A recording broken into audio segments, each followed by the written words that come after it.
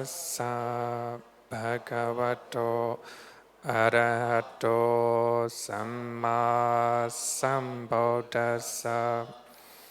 Namo tassa bhagavato arahato samma sambuddhassa. Namo tassa bhagavato arahato samma sambuddhassa. Good evening, everyone.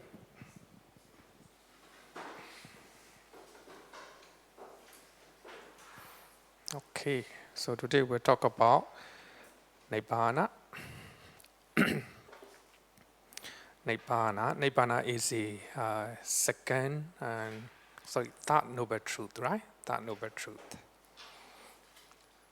We'll talk about Nibbana because as a Buddhist, Nibbana is attainment of Nibbana is our final goal, right? Final goal. Nibbana is the reason why we are doing dana, we are observing sila, and we are meditating to attain Nibbana.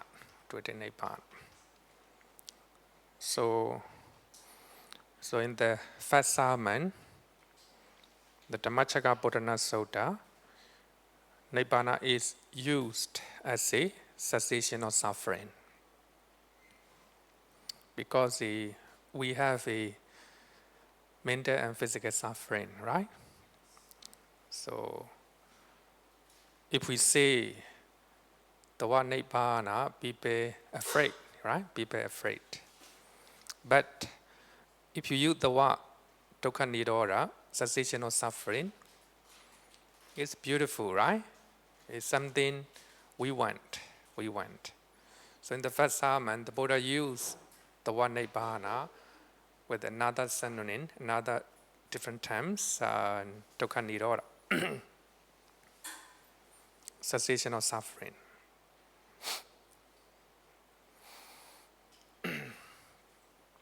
People may come to temple because they want to remove their suffering, People may attend the courses. People may come to temple to meditate. The main reason is to remove their suffering, mental suffering, right? Especially mental suffering. So dukkha nirodha is a very beautiful term. In the Four Noble Truths, right? The third one is cessation of suffering. When I talk about happiness in Buddhism, I only refer to these terms, dukkha nirodha. That's very important to understand. Buddhist happiness. What is the definition of Buddhist happiness? Right? So to stop our suffering, it can be both mental and physical one, right? Mental and physical one. What is happiness? Normally, I always refer to this word, dukkha nirodha, cessation of suffering. We are doing dana, we are observing sila, we are meditating to attain cessation of suffering, to remove our suffering, right? So that will be, if you don't have suffering in your mind, in your body, especially in your mind, that will be Nibbana. So at this particular moment, right now, you forget about everything in your life, then you don't have any stress, any anxiety, any fear, any type of negative mental state in your mind. We can call it Nibbana. You are mental suffering temporarily cease, not totally at this particular moment, right? At this particular moment. In one sutta, the Buddha used the word Tathengane Buddha. Tathengane Buddha means you are suffering momentarily ceased, stop. That's momentary Nibbana, right? Right now, if you don't have negative mental state in your mind, like a fear, anger, anxiety, stress, your mind is momentarily free from suffering, right? Suffering. That's Dharangane Buddha. Later I will quote, I will talk about it. I will talk about it. That's important to understand. That's important to understand. Because most Buddhists, including Buddhist monks, including not only lay people but also Buddhist monks, so they are referring their understanding that Nibbana is a place to go, full of enjoyable things, right? Nibbana is something to go, somewhere to go. It's not like that. You can experience the bliss of Nibbana right now, right now. The moment you are meditating, the moment you are sitting on the MRT train, the moment you are driving. If you don't have any negative mental state in your mind, so that me, Dharangane Buddha, Dharangane Buddha. So when we talk about, so that at that particular moment you are happy, according to Buddhism, right? A happiness, me, you are suffering, you are suffering. Mentally, especially mentally, right? Mentally. Cessation of suffering, dukkha nidora. That's actually, I like this these terms, dukkha nidora. So in the first sermon, so the Buddha explained Nibbana by using dukkha nidora. The Buddha said, now this bhikkhus is the noble truth of cessation of suffering. The noble truth of cessation of suffering. Now this bhikkhu is Nibbana. Same, same. It is the remainder fading away and cessation of that same craving. That same craving.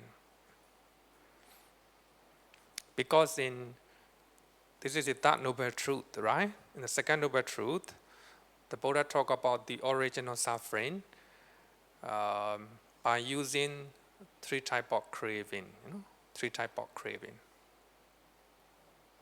So if you can remove that same type of craving, in other words, three types of craving, that will be Nibbana, that will be cessation of suffering. The giving up, relinquishing of relinquishing of craving, freedom from craving, non-reliant on craving. So that means, what is cessation of suffering? What is Nibbana? Nibbana is a complete cessation of three types of craving. Complete cessation of three types of craving. Actually, so in the first sermon, the Buddha talked about 100% Nibbana. So we also have a partial Nibbana, partial Nibbana.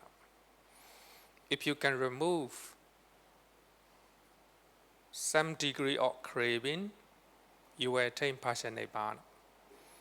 As a Sotapanna, remove some of the partial craving, some of the craving, right? Not 100%. So he experienced partial Nibbana. I always explain 25%. Actually, it's not not mentioned anywhere. Just give a simple example.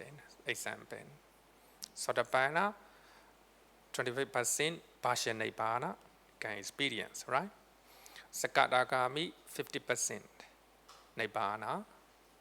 Non-returner, Anagami, 75%, and Arahant and the Buddha, 100%. The Buddha and Arahant the same, no different, no different. They were experienced 100%. Or women or men, or the rich or the poor, the handsome or the ugly. When you become an Arahant, you experience the bliss of Nibbana 100%. 100%. You are the bliss of Nibbana and the bliss of Nibbana of the Buddha and Arahant, same, will be the same if you become an Arahant. So here in the first discourse, Dhammacakkappavattana Sutta, the Buddha explained 100% Nibbana, complete cessation of suffering, right? Complete cessation of suffering. This noble truth of cessation of suffering is to be realized. To be realized. Satchikatapan. To experience. So in the sixth quality of the Dhamma, you are always residing Pacchatta Veditapo Vinyuhi. The wise people can realize, can see the Dhamma, the benefit of Dhamma, right? So you will experience the bliss of Nibbana by yourself. Not with the naked eye, not with the ear, nose, tongue, the body, but with the mind. With the mind. You will experience the bliss of Nibbana. With your mind, the mind that free from three types of craving. So when you can remove three types of craving right now, you will experience that the bliss of Nibbana. Of course, it may not be, we can call it Tathanga Nibbana, momentary Nibbana, right? Momentary Nibbana. So here in the first sermon, Nibbana is used as a dukkha nidodha, cessation of suffering. Cessation of suffering. When I talk about purpose of our life, or the meaning of our life, if you don't have mental suffering in your life, especially, so your life is meaningful, right? Meaningful. So the reason why you come to temple is to remove your mental suffering. Should be mental suffering, right? Then you come to temple if your mental suffering is increasing. Then you should move to another temple, right? So that should be the way, our purpose. So of course, in the temple you may meet unpleasant people, and you may hear the criticism or something like that, right? But if you don't have any type of craving, if you don't have a lobha dosa, moha, then you can stay, right? You can stay. Okay. Last week also we talk about it. The connection between Nibbana origination and Four Noble Truths. In Daittayarana Sutta, the Buddha equated the third noble truth with the cessation order of Nibbana origination. So the last line of the cessation order of Nibbana origination reads like this. Such is cessation of this whole mass of suffering. So you can see that the cessation of suffering, right? Cessation of suffering. So that means if you can remove ignorance in your life, there will be no sankhara. No sankhara, no vijnana, etc., right? Then no craving, no clinging, no existence. If there's no existence, no path, no jati. No jati, then no old age and death. No sorrow, lamentation, etc., right? Cessation formula of Nibbana origination also talk about 100% Nibbana. 100% Nibbana, right? So if you can remove one part of ignorance or one part of craving in your life, so you will experience partial nibbana, right? Partial nibbana. Partial nibbana. So when we talk about 100% nibbana, so I will quote Dukkha Sutta. Dukkha means suffering. So we also quote that when we talk about suffering, the original suffering. Now we talk about cessation of suffering. It's very simple one, very simple one. Depending on the I and forms, I consciousness arises. The meeting of the three is called contact. So we are always studying this one, right? Dependent origination. With the contact as condition, there is a feeling. With the feeling as condition, there is craving. The more you can reduce the amount of contact with the outside object, the less you have a feeling, right? The less feeling you have. The less feeling you have, the less craving. The less craving. That's very important. That's the reason why the Buddha talk about Indriya Samvara Sila, morality that control our faculties. Six faculties, right? To control our eye, to control our ear, nose, tongue, the body, and mind, right? So if we can control our five senses, especially five senses, then it's a kind of sila, So the monks not allowed to watch movie, right? Movie. So the kind of sila. We call it Indriya Samvara Sila, the restraint of our faculties.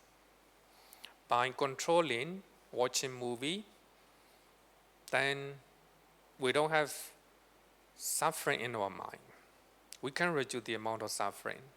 Like a lot of excitement in the movie, a lot of excitement, right? A lot of excitement. Sometimes we are angry, sometimes we feel crying, no? We feel like to cry, no? We feel like crying, We feel like crying like that. Excitement, anger, and crying, all these are suffering, right? By not watching movie, we can reduce the amount of feeling, the amount of craving. If you can reduce the amount of feeling, then you can reduce the amount of craving. The less you have craving, the more you have happiness, right? No craving, then that will be Nibbana. No craving, Nibbana. That's the reason why you are observing Sila, right? To experience the bliss of Nibbana. The bliss of Nibbana.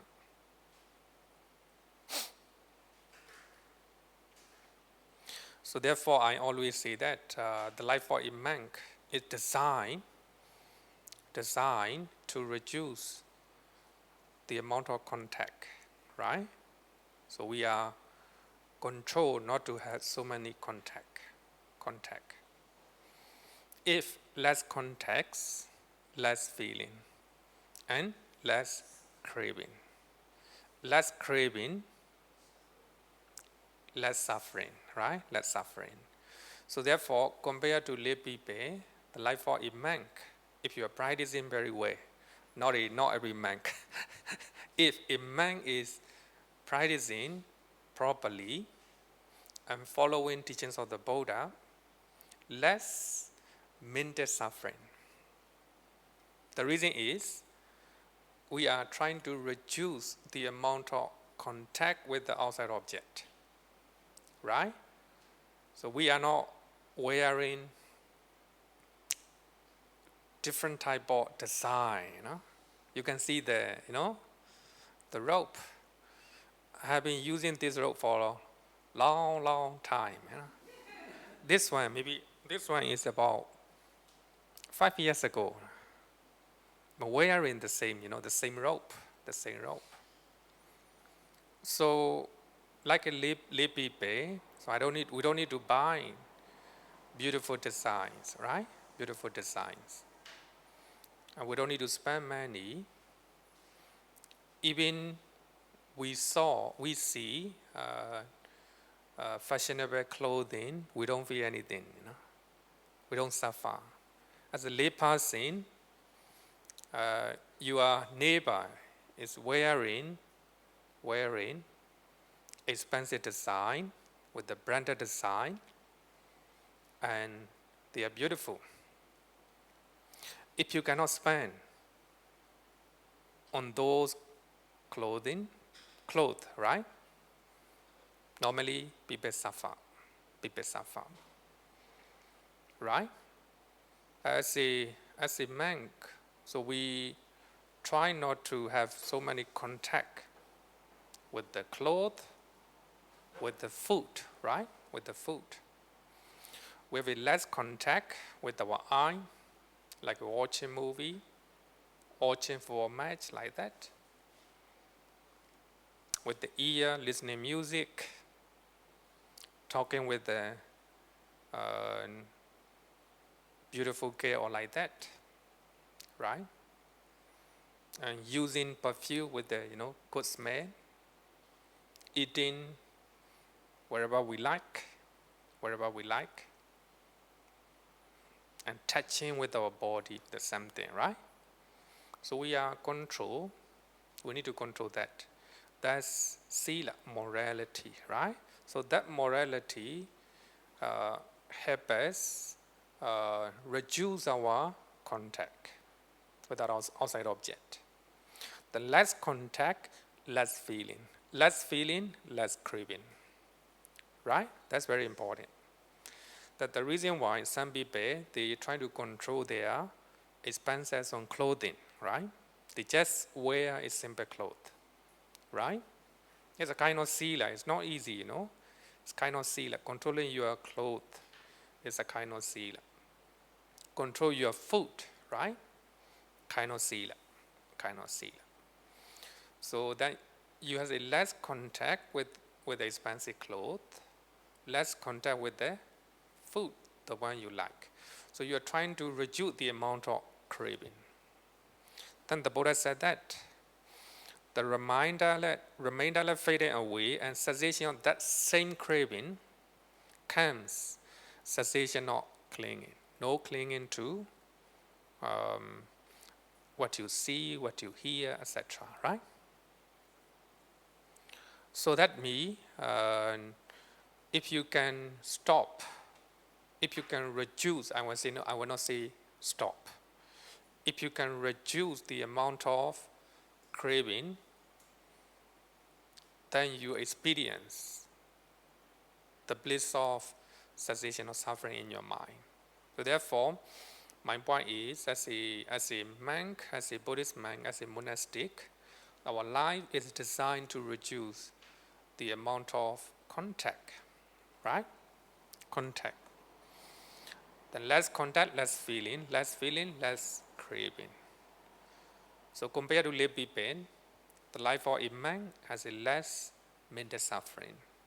The reason is we have a less contact with the clothing, with the food, with the movie, etc. Right? Etc. So there's the partial nibbana, cessation of suffering, right? Cessation of suffering, partially. So here is a 100%. The Buddha explained 100% nibbana. With the remainder fading away and cessation of that same craving comes cessation of clinging. With the cessation of clinging, cessation of existence.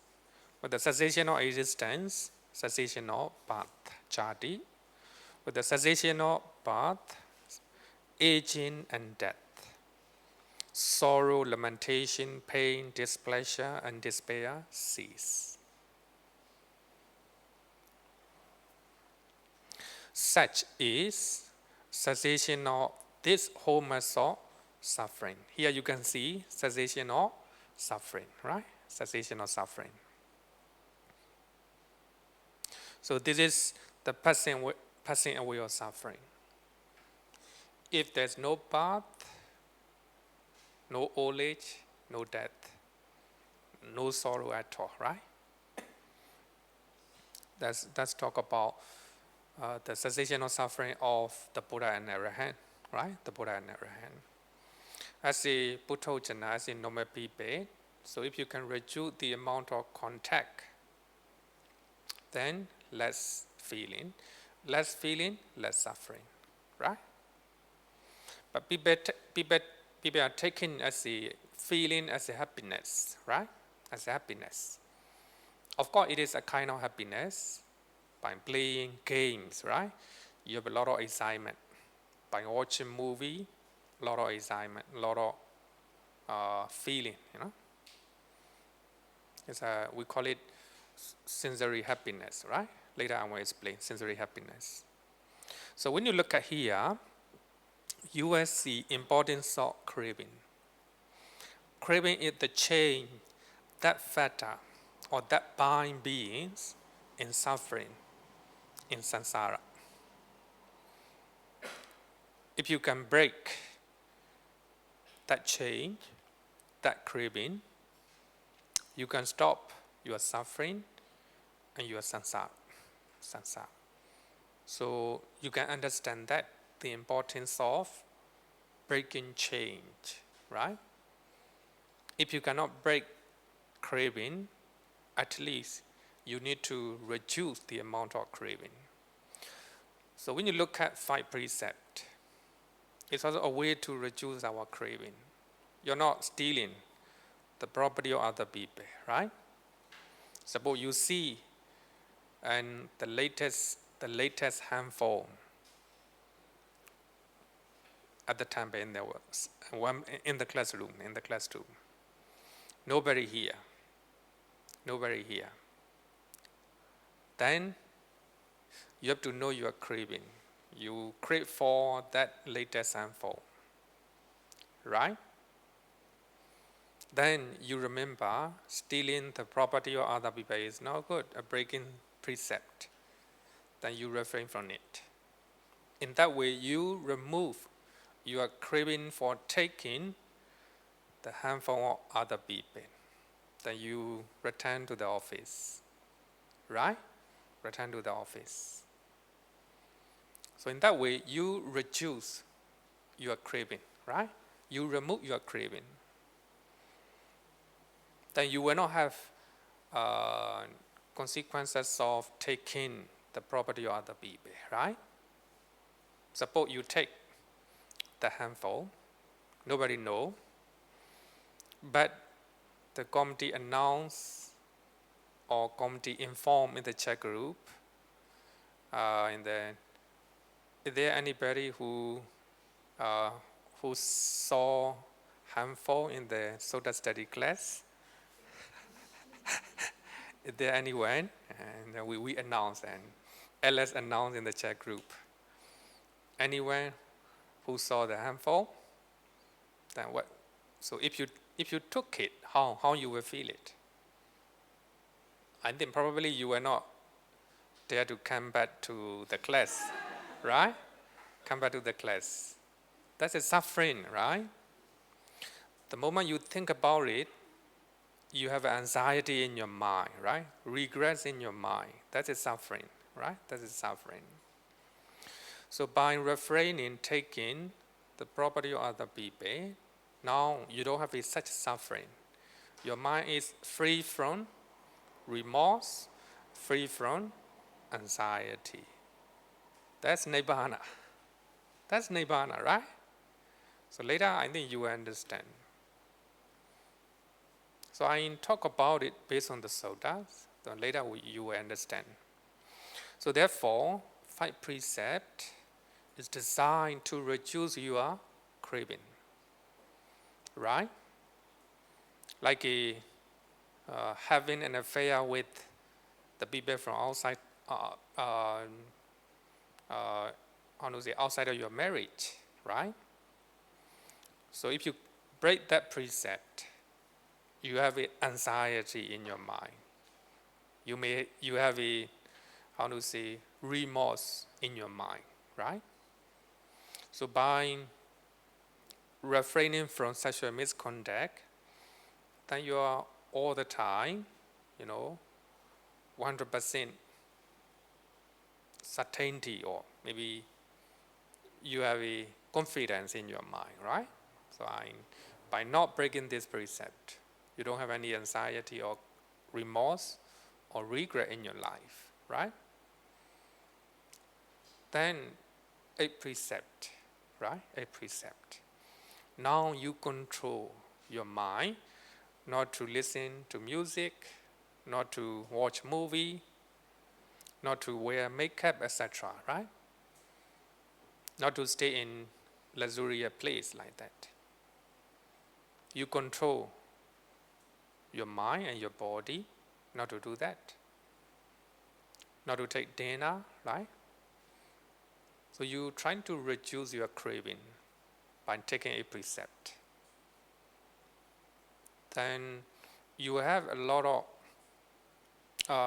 of benefit if you are taking a precept.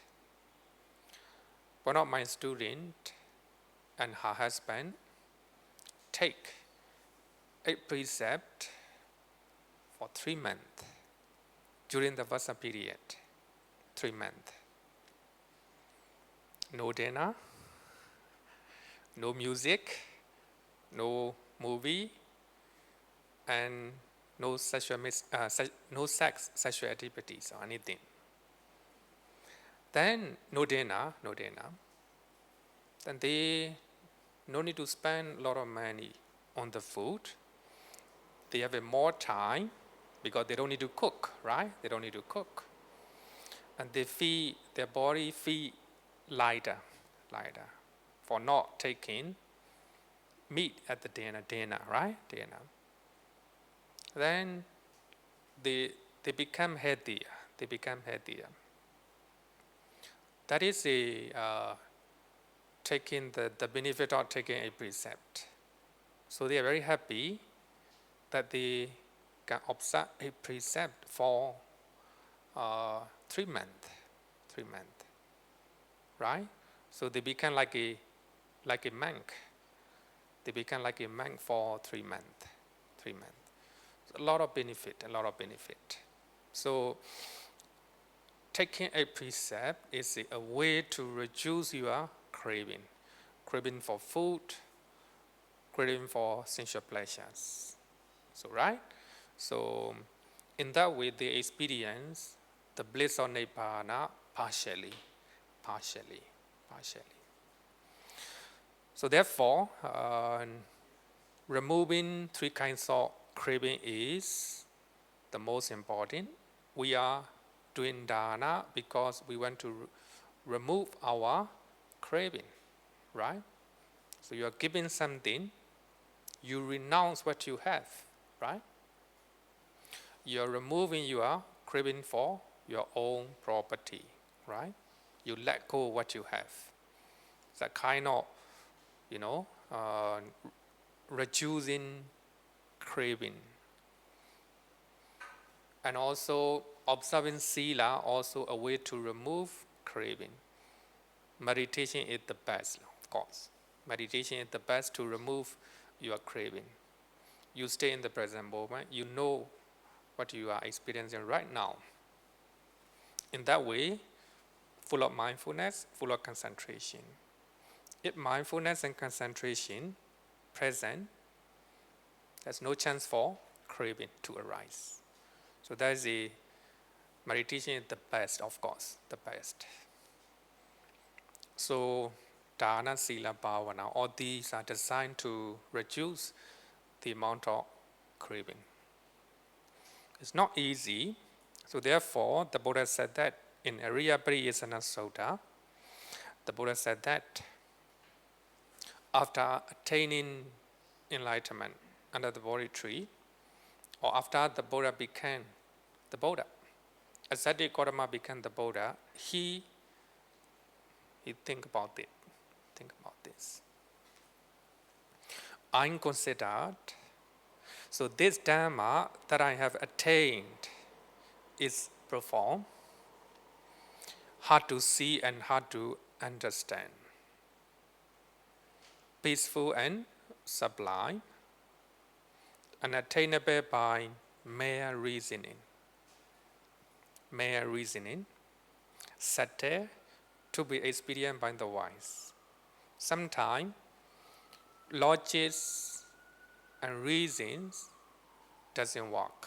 Sometimes it doesn't mean the Buddha reject logic and reasoning, but most of the time the Buddha give a lot of logic and a lot of reason. But some of the things are beyond our logic, beyond our knowledge. Just like when somebody attain the fourth jhana, he no longer breathe. He or she no longer breathe. Breathing totally stop. You are sitting down 1 hour, 2 hours, 1 day, 2 days, 7 days, without breathing. The logic, the reason in the medical field, right?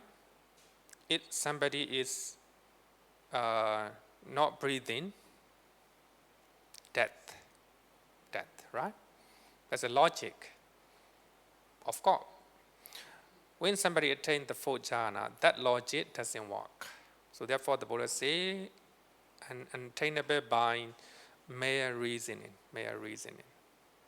Some people say that by looking at our life, we are reading, we are writing, we are teaching, not going out. They say, Bande, your life is really boring. Really boring, you know? No more excitement, right? No excitement. So actually, they talk about happiness based on excitement, right? Based on a lot of contact, right? So they go out. The holiday for holiday trip, right? To see beautiful things, right? To enjoy food, right? A lot of contact. Because of that, they have a lot of excitement in their mind. Of course, that's happiness. Sensory happiness. Suppose this year they can go to Europe.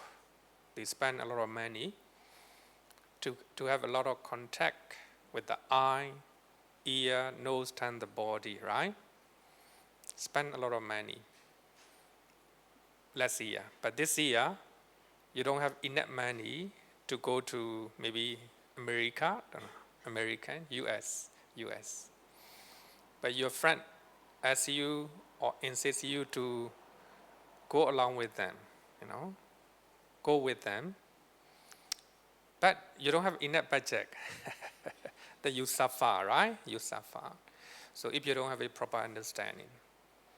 So therefore, craving or contact, if you cannot control your contact, it is you have a lot of feeling, a lot of sensation. If you have a lot of feeling, a lot of sensation, then you have a lot of craving. The more you have craving, the more you are unhappy, the more you are unhappy. So therefore, Buddhism talk about controlling our craving.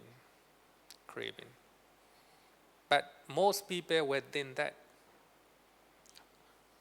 But craving make you happy. Why we need to control it, right? If you are eating a good food, you crave for food, right? You have enjoyment in your mind, right? Enjoyment in your mind, happiness in your mind. By eating those delicious food, then you have diseases in your body. Here come physical suffering. Then because of physical suffering, you will mean the suffering, right? So craving make you unhappy. Craving create a lot of suffering in your body, in your mind. So therefore, now people are talking about diet, right? So they go on a diet. It need a lot of it need a lot of, courage, a lot of effort to go on a diet. It's not really easy, right? But you trying to control your craving for food, even though you see people are eating, you control it, right? Is it controlling your craving? Some people may think that you are crazy, you're crazy. Some are enjoying durian, Some are enjoying food, dinner. Now you're not eating. Crazy person, crazy person, right? So therefore, here the Buddha teach, if you can control your craving, you will have less mental suffering. Cessation of suffering, right? Cessation of suffering. That's Nibbana, Cessation of suffering in your mind. That's Nibbana. So, unattainable by mere reasoning. Sometimes we cannot explain with the reason. Satta to be experienced by the wise, But this generation, these people, delights in attachment. Attachment takes delight in attachment, rejoice in attachment. It is hard for such a generation to see this truth, namely specific conditionality or divine origination. You are suffering because of craving, because of clinging. These people, it's very hard to explain, right? It's very hard to understand. Because most people are promoting enjoying sensual pleasures to get a lot of excitement in your life. When you go to Sentosa, Universal Studio, right? So they are trying to make use of your craving, they create a lot of excitement, right? A lot of excitement like that. That's the normal way in it. The normal way of living as a lay person, right? The lay person. But here, the Buddha said that to control our contact with our outside object. So people may not understand, right? So therefore, the Buddha is hard to understand. The Buddha used his teaching just like a petit sort of me going against the current of the river. If you go flow with the with the current of the river, very easy, right? Very easy. But if you go against the current of the river, it's not really easy. You need a lot of effort.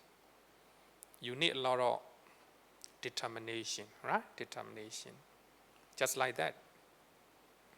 The Dhamma is profound and hard to understand because it goes against the normal way of living, right? Normal way of living.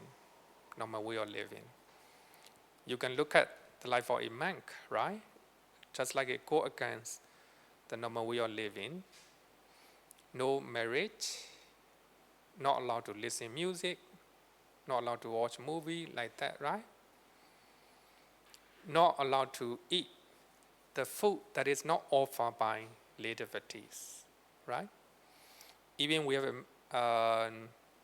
go to the restaurant, we cannot take, whatever we like. People have to offer. So therefore, when we are staying in the hotel, and we are not taking we are not taking the food by ourselves. So we ask for lay devotees to become our kappiya. So normally, technically, we are not allowed to say, I like this one, I like this one. No. If you really follow Vinaya rules, no. So, of course, if the people, the kappiya ask me, Pandit, would you like this one? We can say yes. We can say yes. So, therefore, it's go against, the normal way of living, right? Like a lay people, we cannot do that. We cannot do that. It's a kind of controlling our craving, right? Controlling our craving. We don't take whatever we in the how they say in a buffet, right? Buffet. We cannot take whatever we like, right? So kappiya have to offer. Kappiya have to offer. That's a way to control our anger, our craving, right? Craving. So therefore, Buddhist monks, they don't care for food, just like other people, right? Lay people. So whatever people offer, we take it. We take it. We don't worry so much about food, right? So that the Buddha designed the life for a monk to reduce the amount of craving, right? Craving. The best example is clothing, right? So the same clothes, it's been more than 5 years, maybe 6 years. I'm taking this, the same, the same clothing. I'm taking. So we don't need to worry about which color, to choose today, right? So therefore, there is always saying, especially the ladies, they have a lot of clothing, a lot of clothes with their different designs. Stay complaining. So I don't have a clothes to wear. Stay complaining, right? Because they have a lot, right? Mental suffering, right? Mental suffering. So they stay complaining, they don't have a clothes. So that's the nature of craving, right? Craving. I'm not saying you shouldn't do that, It's up to you, right? I think now some people, and many people are following, they call it minimalism, right? Minimalism. They're trying to minimize their clothes, their food, their houses, right? I heard that in the Europe, developed country, like Netherlands, Sweden, so they start to use simple houses. So they try to stop borrowing money from the bank, right? So they are living minimalist lifestyle, right? Minimalist lifestyle. So even in Singapore, some are following, some are following minimalism. So they're trying to minimize, they keep away things that they don't need, right? They don't need. It's a good habit, So things that you don't need may be very useful for other people, right? Other people. So when we have a earthquake in the Turkey, so people come and offer a lot of clothes, a lot of shoes, right? So we have to close our gate. But people still want to offer, right? So it's a good thing, right? It's a good thing. They are letting go what they have, right? But normally people have attachment, clothing, shoes, even though they don't use it, right? They don't use it. Okay, so and then the way what the Buddha taught is just like going against the water current of the river. It's not easy. It makes a lot of effort because we are trying to control your mind, not to have so much contact, so much feeling, right? So for that, we need to talk about different stages of craving. It's important to understand different stages of craving. Sometimes in the Pali Canon, you will see lust, raga, greed, lobha, craving, tanha or clinging, or grasping, upadana. So you may see different usage, but so they are used interchangeably. So I would say that they are the same. They are the same. Of course, slightly different.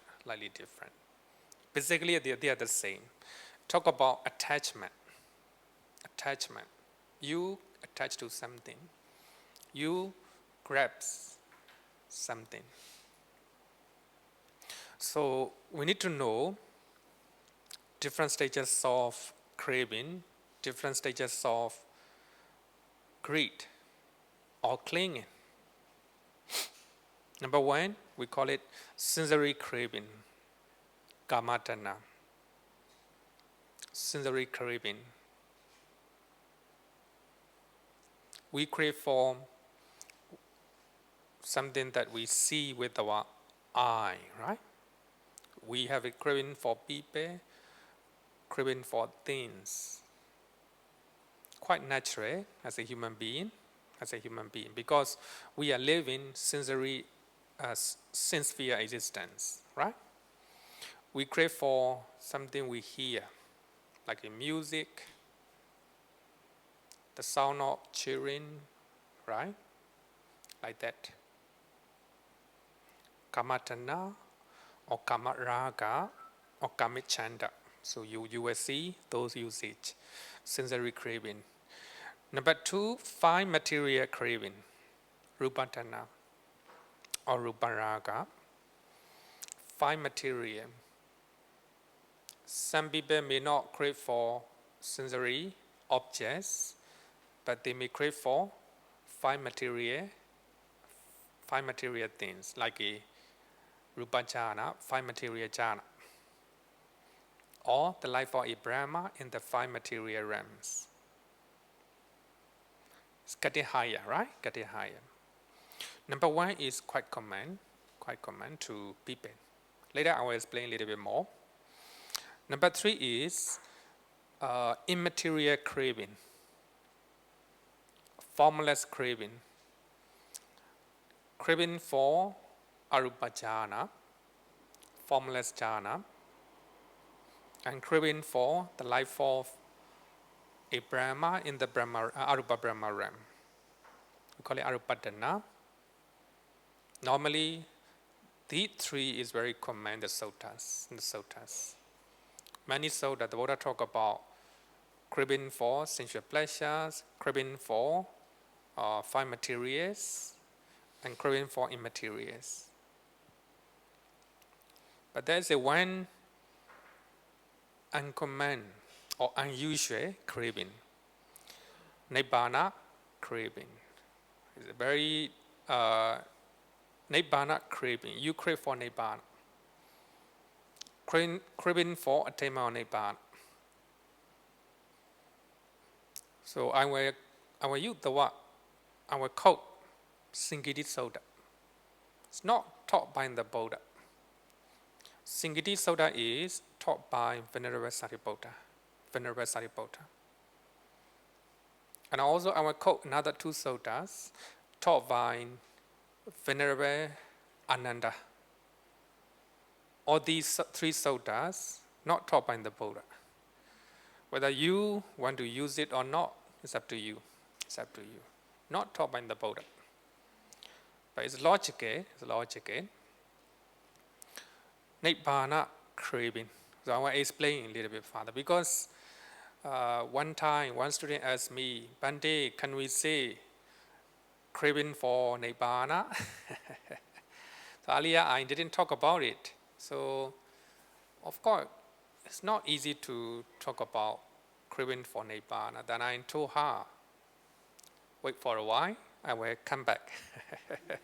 I cannot answer right away. Then I read the suttas and I find three suttas. Singiti Sutta and Onnaba Brahmana Sutta and Bhikkhuni Sutta. Later I will explain Nibbana craving. So now, let's talk about sensory craving. Craving for sensual pleasure is quite common, quite common. When we talk about sensory craving, so there are two levels. Number one, sensory craving in misconduct level.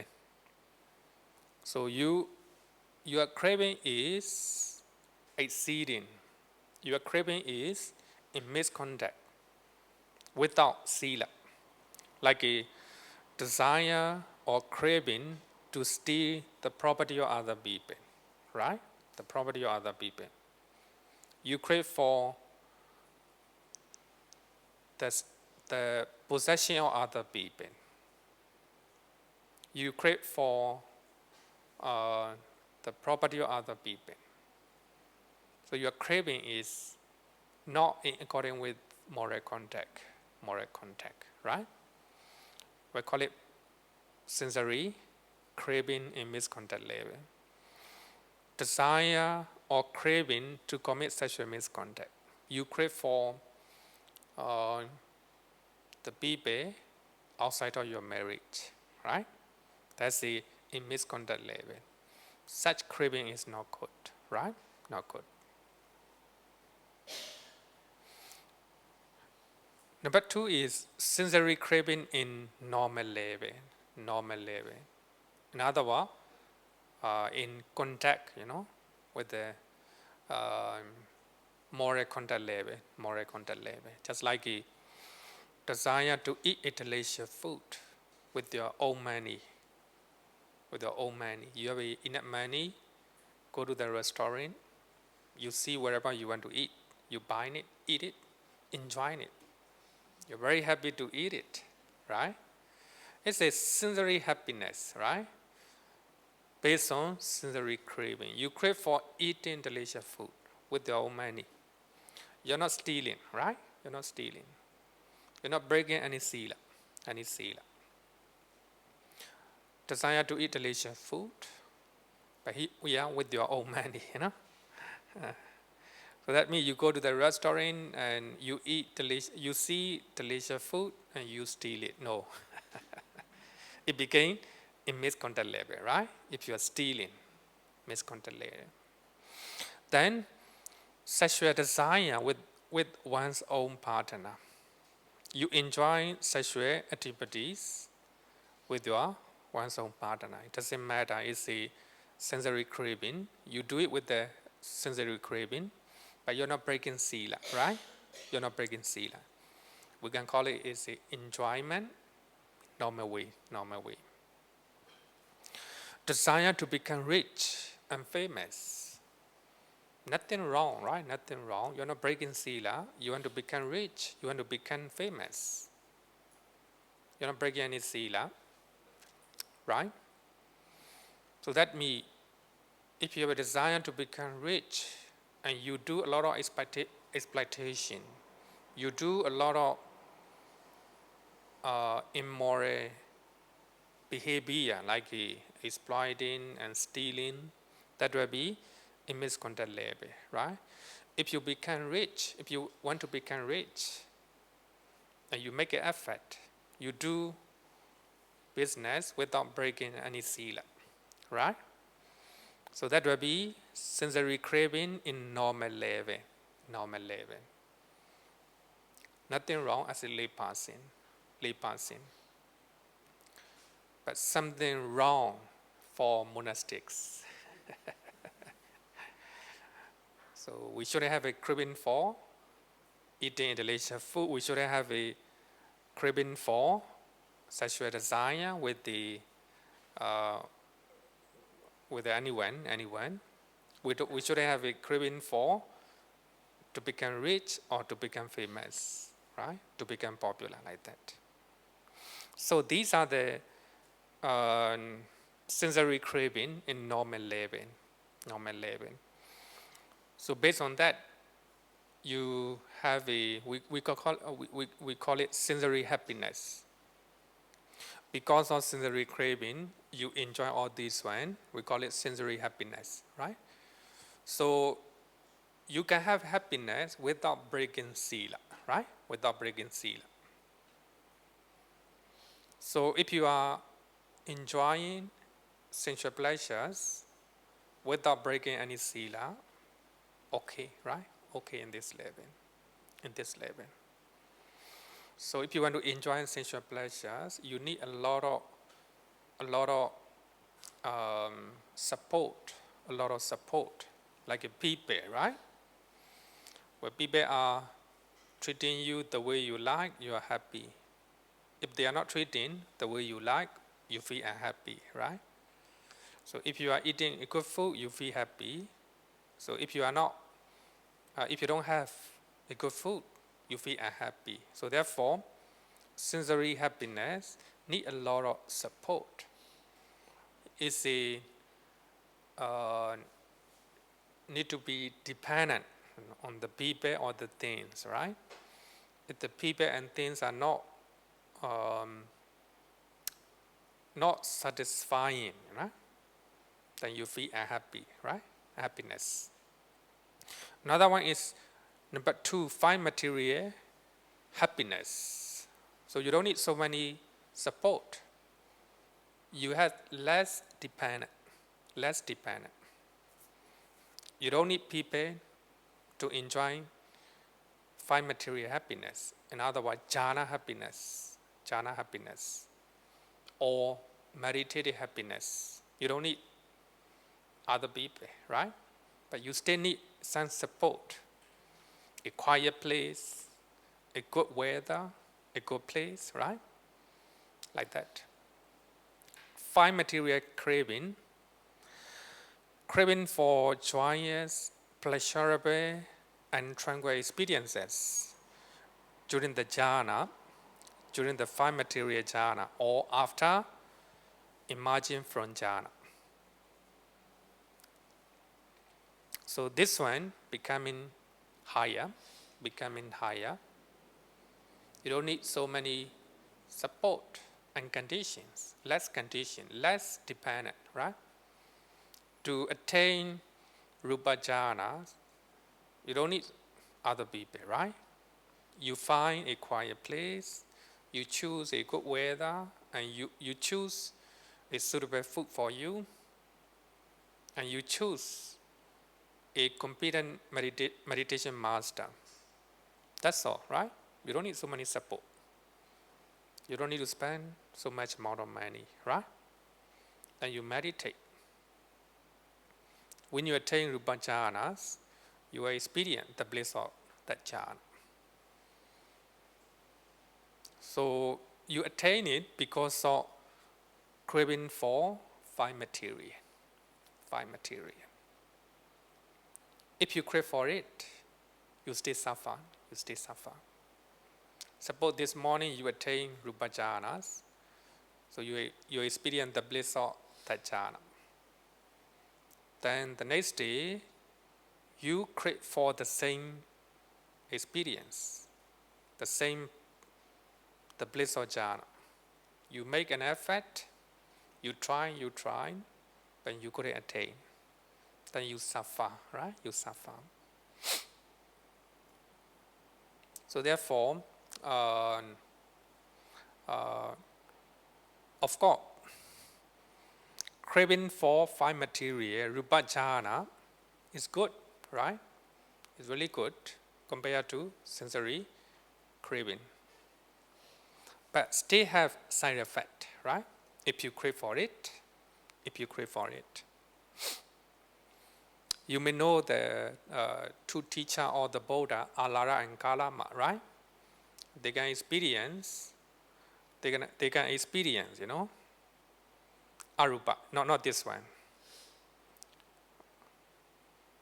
immaterial one, So here is a five material me, craving for rupa jhanas, and craving for the life in rupa existences, becoming a Brahma, right? So another one is immaterial craving for tranquil bliss during and after arupa jhana. Also craving for the life in arupa existences. It's really good. But when two teachers of the Buddha, ascetic Gautama, Alara and Kalama, right? Alara and Kalama.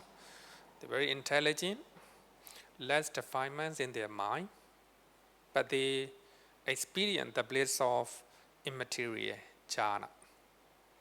Because of craving for immaterial jhana, they were born as a immaterial Brahma. Immaterial means no body, just the mind. No? The Buddha cannot preach the Dharma because no ear, no ear. Then they lost listening to the Four Noble Truth.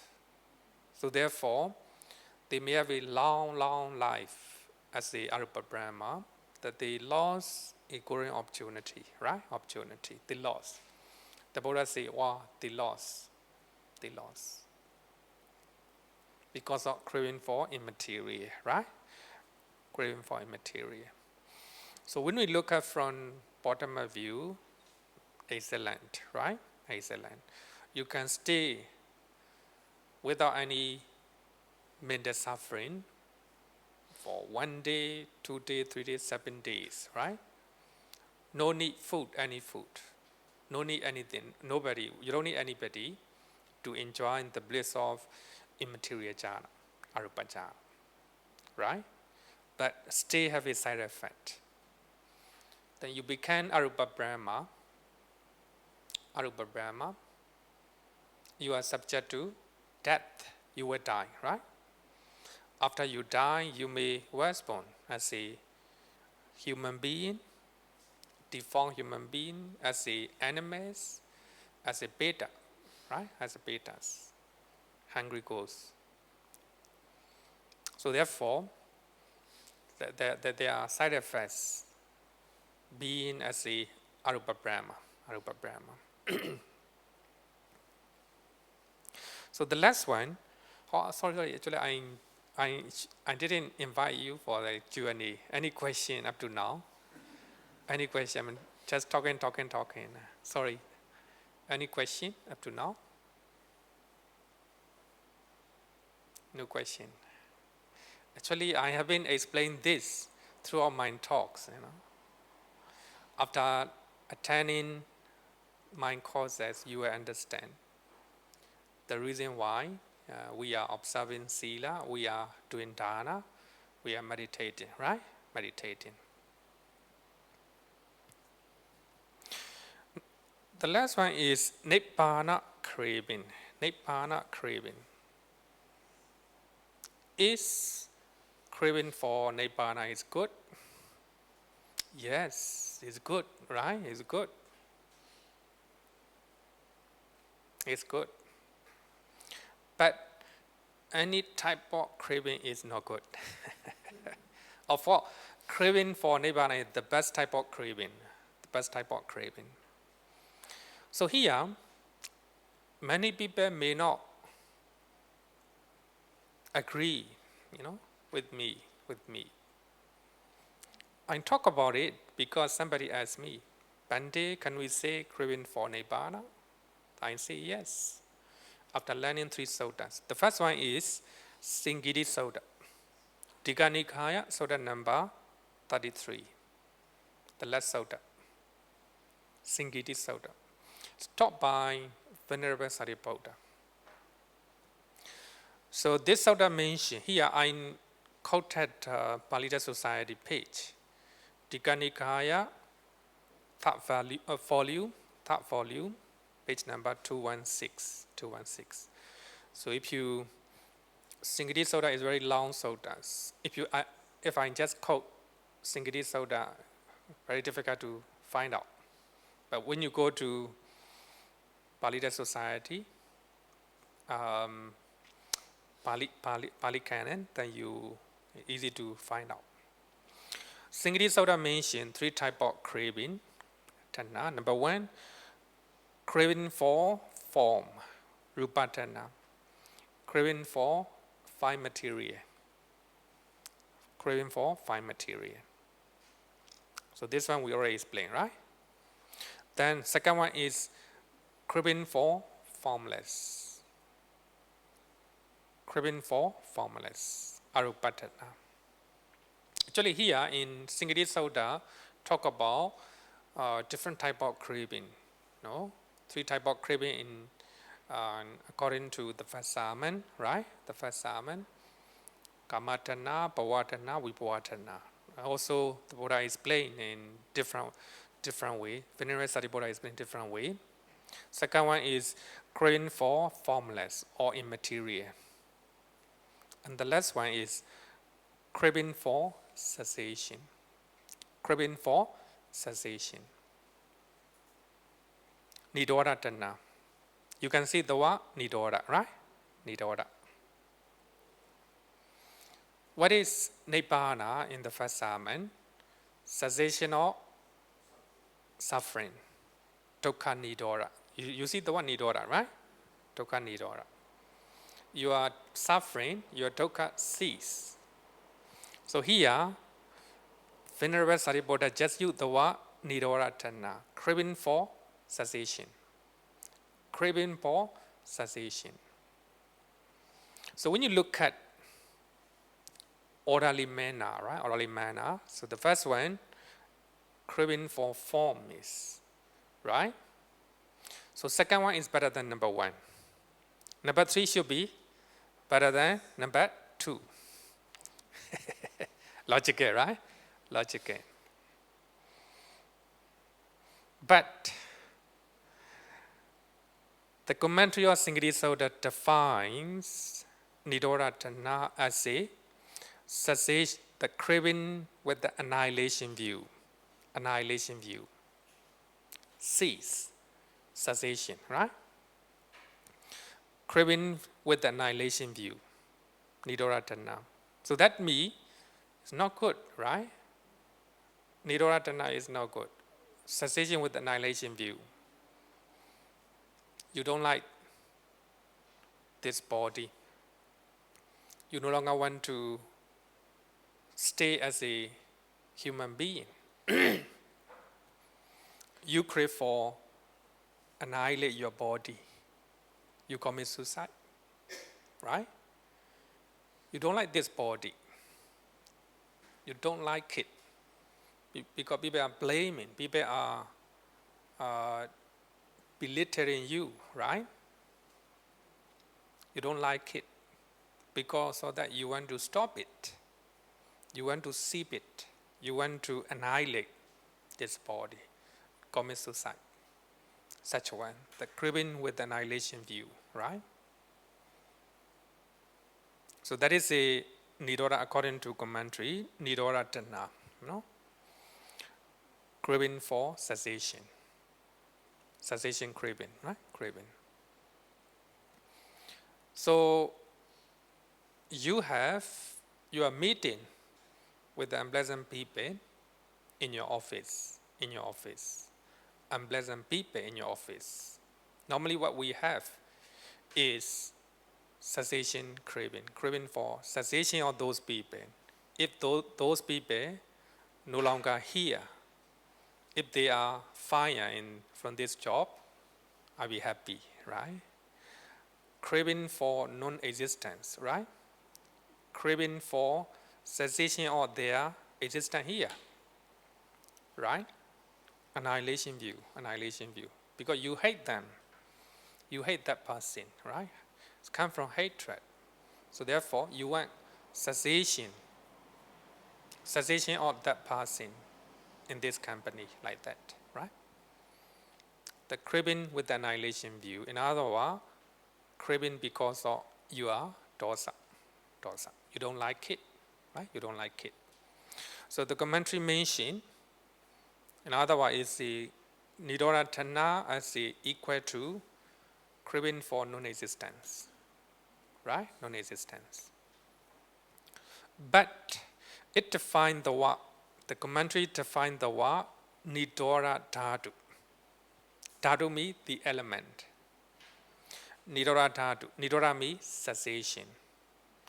Nidora Dhatu as a Nibbana. In the same sutta, the same commentary mentioned or defined the word Nidora Dhatu as a Nibbana. Dhatu means the element. Nidora means cessation.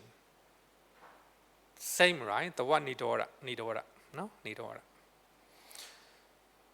So those two words, so that means two words mean nidora from nidora dana and nidora, the word nidora from nidora dhatu. Shouldn't be different. Shouldn't be different. Should be the same, no? Should be the same. So here you can see nidora dana, craving for nidora. Here, nidora dhatu, the element of cessation. So the word nidora in two words shouldn't be different. Shouldn't be different. Should be the same. As I earlier said that, rupatana, craving for form. Arupatana, craving for formless. And nidoratana, craving for cessation. Number 2 should be better than number 1. Number 3 should be better than number 2. Right? It's a logic by logic. But here, the commentary defined nidoratana as the craving with annihilation view. But it doesn't define craving for nibbana. But when we look at the word nidora dhatu, nidora means the element of cessation, it defined as a nibbana. The same nidora, right? The word nidora is there, right? There. Should be different. That's according to Singiti Sutta.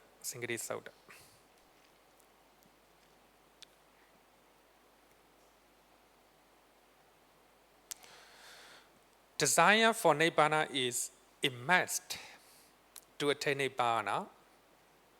Without desire, you cannot attain nibbana, right? Without desire, you cannot come to temple.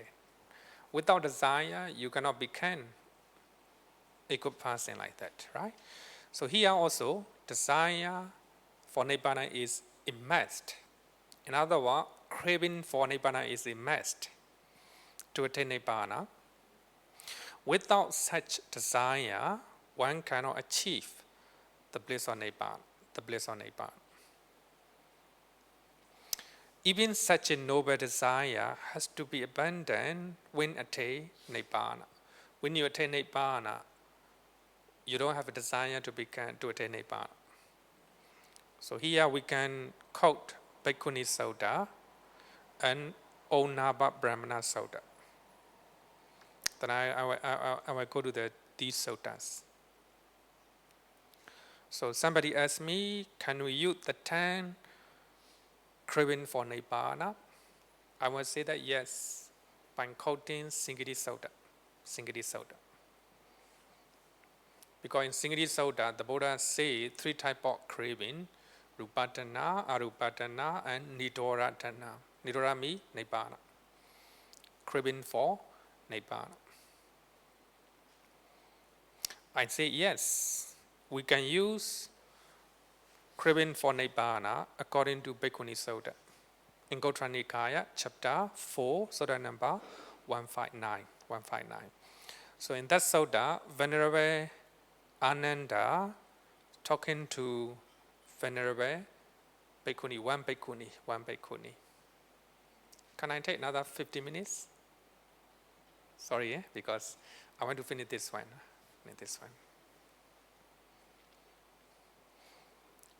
Bhikkhuni Sutta, Venerable Ananda talk about, explain Bhikkhuni. Independent on craving is to be abandoned. You see here, Tanan Naisaya Tana Bahatapan. Based on craving, you can remove your craving. So Venerable Ananda gave an example. When you hear somebody in such a place become an arahant.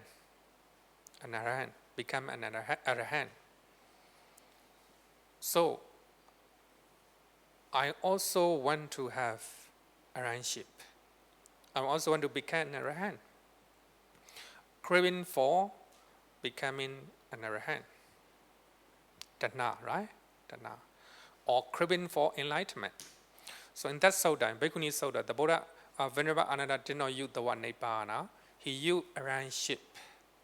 In other words, becoming an arahant. In other words, attaining enlightenment. Attaining enlightenment. Somebody attain enlightenment. I also want to become like him. Craving for enlightenment or craving for arahantship. Then he try hard. He make a lot of effort. He meditate. Ultimately, he became an arahant. So that means, because of craving for becoming arahant, he make an effort. He practice meditation. He became an arahant. The moment he became an arahant, his craving is already removed, automatically removed. No more craving to become an arahant. So therefore, Venerable Ananda said that independent on craving is to be abandoned, right? The moment he attained enlightenment, the moment he became an arahant, craving is abandoned, right? So in that way, we can say that craving for enlightenment or craving for Nibbana, right?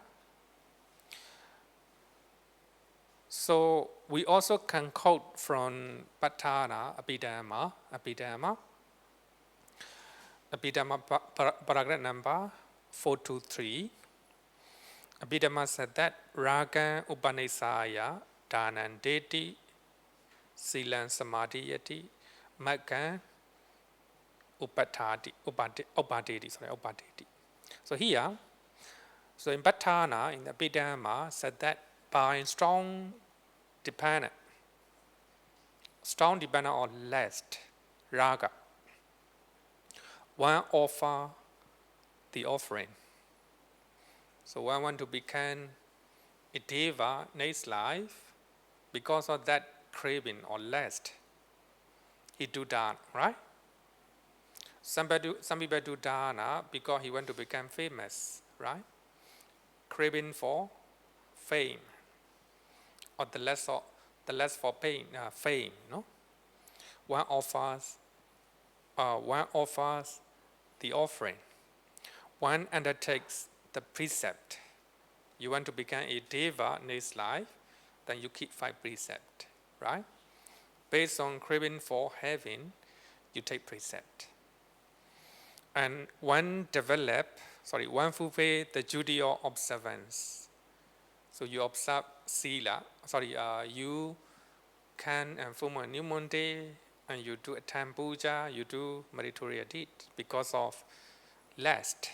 You crave for something. Develop jhana. Your friend told you experiencing the bliss of jhana is really unexplainable, really pleasant. Then because of that high explanation, then it motivates you to practice meditation and to attain jhana, right? Craving for the bliss of jhana. That's a strong dependent condition. And develop supernatural power, super knowledge, like a supernatural performing miracles, and develop attainment, cessation attainment. So sometimes we do some good things because of lust or craving, right? Lust or craving. Somebody told you the bliss of meditation is really super, very good. Then you crave for that bliss, you meditate, right? Meditation is good. But here your motive is to enjoy the bliss of meditation, right? Because of lust. So here, when we look at here, right? Craving for Nibbana. So here, Magga Upadeti. You develop path of Magga. In other words, it is enlightenment. So when you attain enlightenment, you experience the bliss of Nibbana. The bliss of Nibbana, right? You crave for the bliss of Nibbana. So therefore you practice because of lust or because of craving. And is desire for Nibbana bad? Is desire to attain Nibbana is bad? No, right? No. But when we look at from Nibbana point of view, it's not good. When you look at from bottom of view, it's good, right? It's good. According to Onnapa Brahmana Sutta, even desire, chanda, so here we use the word desire, not craving, not craving, has to be abandoned when attain Nibbana. So this sutta also not taught by the Buddha, it's taught by Venerable Ananda. It's something to take note, 3 sutta that I quoted, not taught by the Buddha, taught by disciples, right? Disciples. So of course, desire to attain Nibbana is good when you look at from bottom of view, but when we look at from Nibbana point of view, it's not good. Any desire is not good. Any craving is not good. So Venerable Ananda taught to Onnapa Brahmin, the Brahmin asks, Bhante, any desire good? And you have to abandon any desire. That Venerable Ananda said that, yes, we have to remove any desire. But the Brahmin said that, Bhante, without desire, how can you attain Nibbana? How can you attain Nibbana? The question is good, right? You're right. We must have a desire to attain Nibbana, that we have to remove desire to attain Nibbana. Then the Brahmin asked Venerable Ananda to give an example.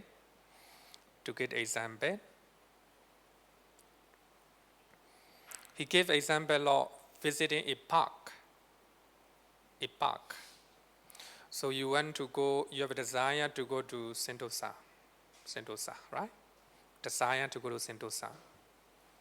Because of that, you take MRT or you take a taxi. The moment you reach Sentosa, that desire is already abandoned. No longer desire to go to Sentosa, because you are already there, right? Similarly, so here, Venerable Ananda said that he earlier had the desire for the attainment of attainship. Here, attainship, in other words, enlightenment. And when he attained attainship, in other words, when he attained Nibbana, the corresponding desire subsided. The moment you attain Nibbana, there's no desire to attain Nibbana. So desire have to be abandoned when you attain Nibbana.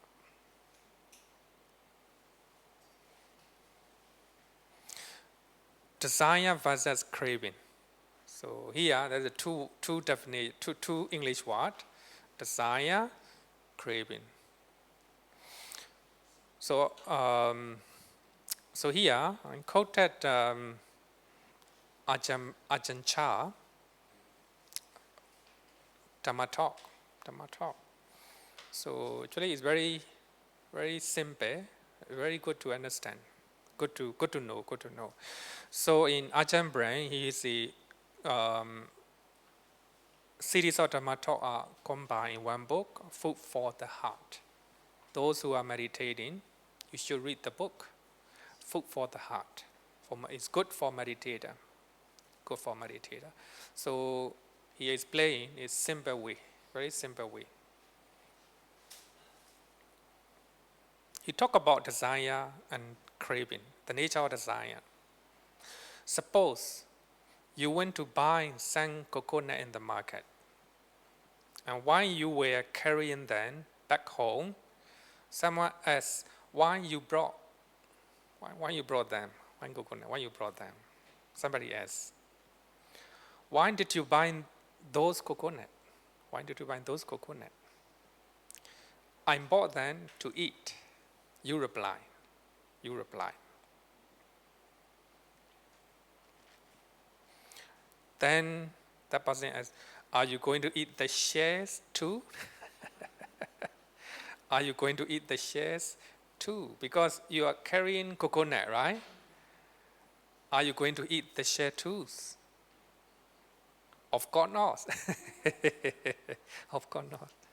Because it's logical, right? Somebody asks you, you're bringing coconut with the shares. Why you are bringing coconut? You are going to eat the shares? No, of course not. I don't believe you. He insists. If you are not going to eat the shares, then why did you bind them? Why did you bind them? It's logical, right? You're not going to eat the shares. Why do you bind the shares? The Ajahn say, where? What do you say? How are you going to answer that question? And it's very simple, right? Easy to understand. The people ask you, why are you going to eat the shares? No, right? But why you are bringing them home, right? Why bringing them home?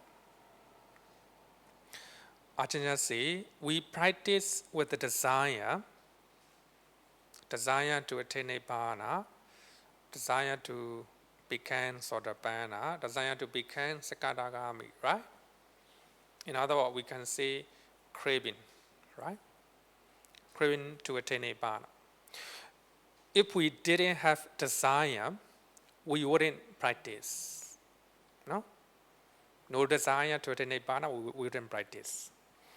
Practicing with the desire is tanha, craving. Practicing with the desire is tanha, craving. Some people translate tanha as a desire. But actually, I don't like translation of desire. So when we study the Abhidhamma, it's quite clear.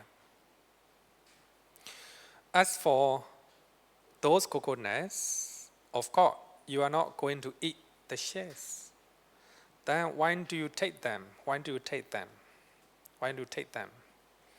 Because the time hasn't yet come for you to throw them away, right? To throw them away. And he said that they are useful, the shares are useful for wrapping up the coconut. If after eating the coconut, you throw the shares away, there's not a problem. No problem. Because you bring the shares to wrap the coconut, to wrap up the coconut, right?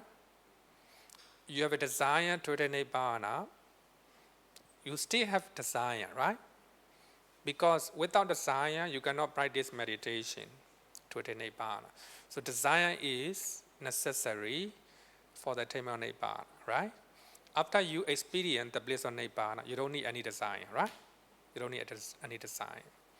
Just like a coconut shares, so it's important to wrap up the coconuts. Then after eating coconut, you don't need the shares and throw away, right? So therefore, desire or craving, actually the difference between desire and craving, I will talk about next week. So therefore, we can say craving for Nibbana by using Singati Sutta, by quoting Singati Sutta. Singati Sutta say, Nidoratana, craving for cessation, right? Cessation. And also craving for enlightenment by using two sutta, Bhikkhuni Sutta and Onnabha Brahmana Suttas. Okay, so let's call it a day. So thank you for extra time. Oh, we have an announcement after chanting. After chanting.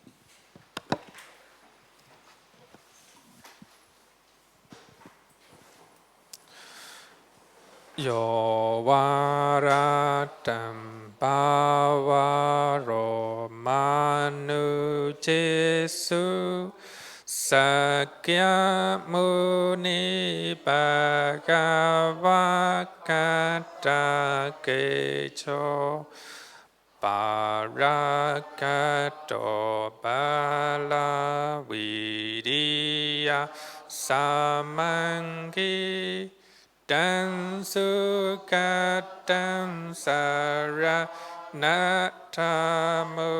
pemi ragavi ragamaninjama sokan Dhamma masanggatama patikulan Madura mimambagunan suwipatan Dhamma mimansaranatamu pemi Yatacha de nama hapalamahu Chatusu susi supurisa yugesu Atacha Pogala Dhammadasate Sangha mimansara natamu pemi. Satu, satu, satu. Good night, everyone. We have an announcement. Okay, sorry, just keep you for 1 minute. Just to make an announcement that there will be a Dharma talk by Bhante Chakapala on this